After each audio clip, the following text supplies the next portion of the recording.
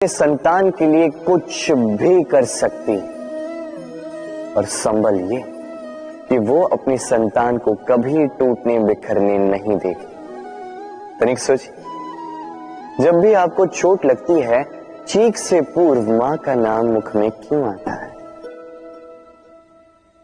तनिक सोचिए, जब आपको बल की आवश्यकता होती है, साहस की आवश्यकता होती है, आगे आप अपना मार्ग देख रहे हैं जो अत्यंत कठिन प्रतीत हो रहा है, तब मुख से मां की ही शपथ क्यों निकलती? क्योंकि मां ही है जो हमें साहस देती, मां ही है जो हमें सहारा देती। मां जानती है कैसे हमारी उंगली पकड़ के हमें चलना सिखाना है। मां ये भी जानती है कि कैसे कान पकड़ के हमें उचित मार्ग पर लाना है।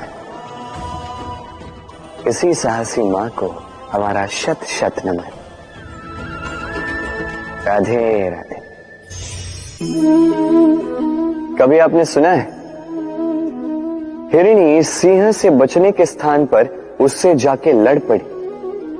हिरणी ने सिंह पर आक्रमण कर दिया। कभी सुना है? कभी नहीं।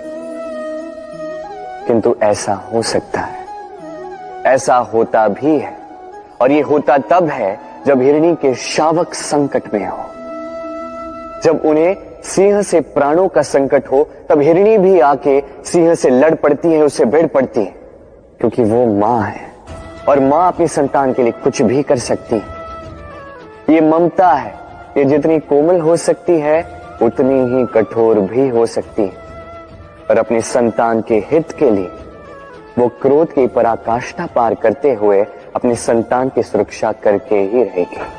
और इसीलिए तो मां संतान के जीवन की सबसे बड़ी ढाल कहलाती। इसी मां को हमारा शत शत नमन। राधे राधे।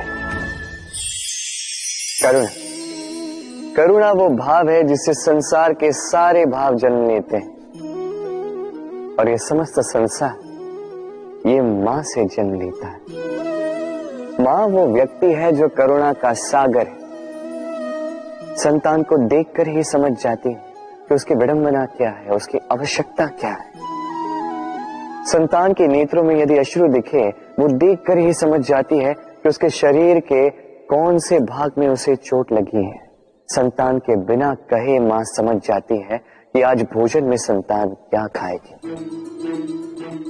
ये होती है मां। मां करुणा का सबसे बड़ा रूप है।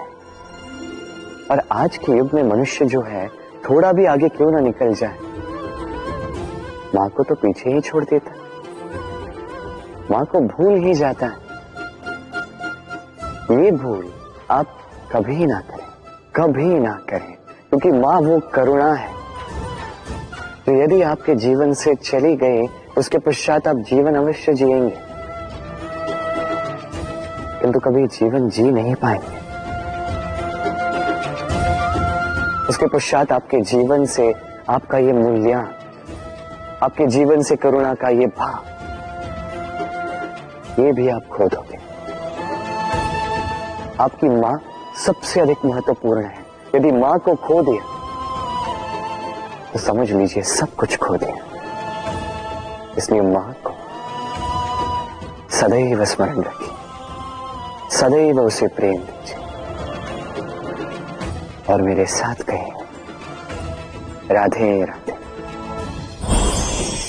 आज विजयदशमी, वो दिन है जब श्री राम ने रावण का वध किया। वो दिन है जब श्री राम ने लंका पर विजय प्राप्त की। लोग कहते हैं कि ये अच्छाई की बुराई पर विजय का प्रतीक है।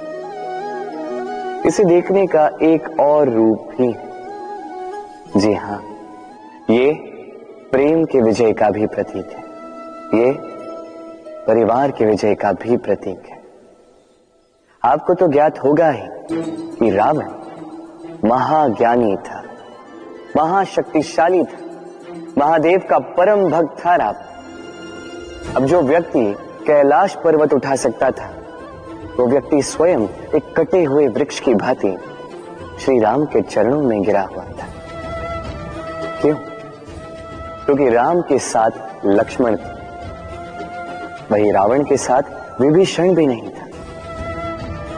एक और परिवार में बढ़ता प्रेम था, तो दूसरी ओर परिवार में बढ़ती दरार। स्मरण रखिए, यदि संसार पर विजय प्राप्त करनी है तो सर्वप्रथम परिवार में प्रेम बनाए रखना होगा। परिवार में केवल प्रेम बढ़ाइए, द्वेष कभी नहीं। आप सदैव सुखी रहेंगे और जीवन की हर बाधा पर आप विजय प्राप्त करेंगे। राधे राधे। देखिए, कल जो आने वाला है उसके लिए आज को व्यर्थ करना अनुचित है। हमें इस प्रकृति से यही सोच, यही सीख पानी चाहिए। आज का ये क्षण ये कल नहीं आएगा, और कल जो क्षण आने वाला है वो आज को किसी भी प्रकार से प्रभावित नहीं करता। बस इसी सीख को ध्यान में रखते हुए आप सभी निश्चिंत रहिए। जीवन क्या है ये जीवन?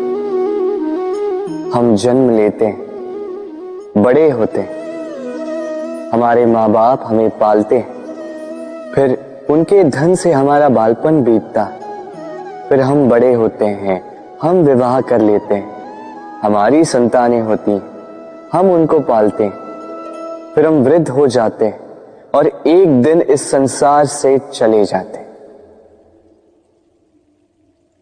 क्या यही जीवन है? आता होगा ये प्रश्न मन में कई बार, है ना? अब